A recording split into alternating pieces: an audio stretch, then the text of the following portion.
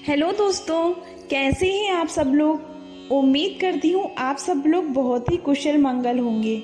आज मैं आपके लिए विकट श्री गणेश जी की कथा लेकर आई हूँ। भगवान श्री गणेश का षष्ठम अवतार विकट श्री गणेश का है, जिसके संबंध में एक श्लोक मिलता है जो इस प्रकार है। विकटो नाम विख्याता कामासुरविदाहकः मयूरवाहनश्चायं सौर ब्रह्मधरा स्मृतः। इसका मतलब यह है कि भगवान श्री गणेश का श्री विकटावतार सौर ब्रह्म का धारक है। यह कामासुर का वध करने वाला है।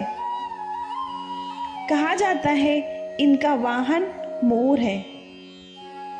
एक बार भगवान विष्णु जब जलंधर की वध हेतु वृंदा का तप नष्ट करने पहुंचे, तो उसी समय उनके शुक्र से एक अत्यंत तेजस्वी असुर पैदा हुआ।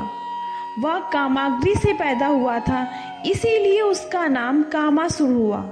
वह दैत्य गुरु शुक्राचार्य से दीक्षा प्राप्त करके भगवान शिव के पंचाक्षरी मंत्र का जाप करते हुए कठोर तपस्या की, अन्न जल त्याग दिया और शरीर जीर्ण शीर्ण हो गया।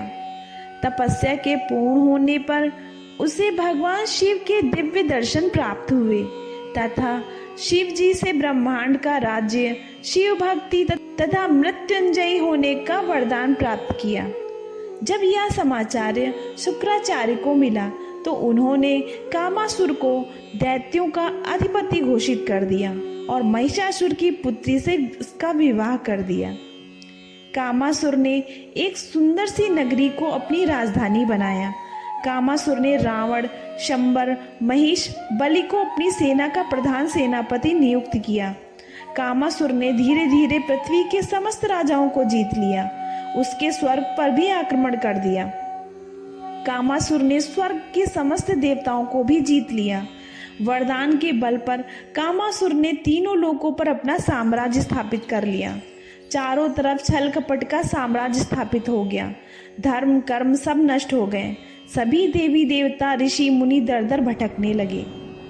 महर्षि मृदुल के मार्ग में सभी विस्थापित देवी देवता, ऋषि मुनि सभी श्री गणेश के विकट स्वरूप की भक्ति भाव से उपासना करने लगे। उपासना से प्रसन्न होकर श्री विकट गणेश प्रकट हुए।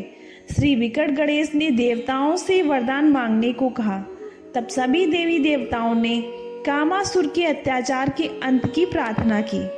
विकट श्री गणेश ने तथास्तु कहा और अंतर्ध्यान हो गए।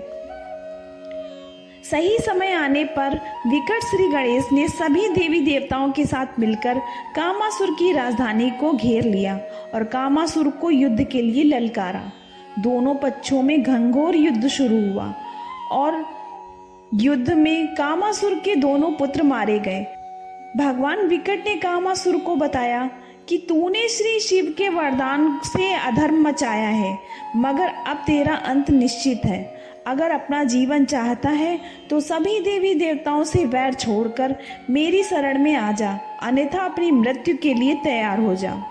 कामासुर ने क्रोधित होकर श्री विकट पर अपनी गदा फेंककर प्रहार किया, परंतु कामासुर का प्रहार विफल हो गया। जब श्री विकट ने क्रोध भरी दृष्टि से कामासुर को, तो वो मूर्छित हो गया और पृथ्वी पर गिर गया और उसकी समस्त शक्ति क्षय होने लगी। जब श्री विकट ने क्रोध भरी दृष्टि से कामासुर को मारा तो वो मूर्छित हो गया और पृथ्वी पर गिर गया और उसकी समस्त शक्ति क्षय होने लगी। कामासुर डर गया और विकट श्री गणेश के चरणों में अपना सिर रखकर क्षमा याचना करने लगा। युद्ध समाप्त हुआ और कामासुर ने अपने अस्त्र शस्त्र सब छोड़ दिए और श्री विकट की शरण में आ गया। श्री विकट ने भी कामासुर को माफ कर दिया। सब देवी देवता गण श्री मयूरेश भगवान विकट की जय जयकार करने लगे। इस प्रकार पुनः धर्म की स्थापना हुई। आशा करती हूँ आपको ये गणेश जी की स्टोरी बहुत ही अच्छी लगी होगी।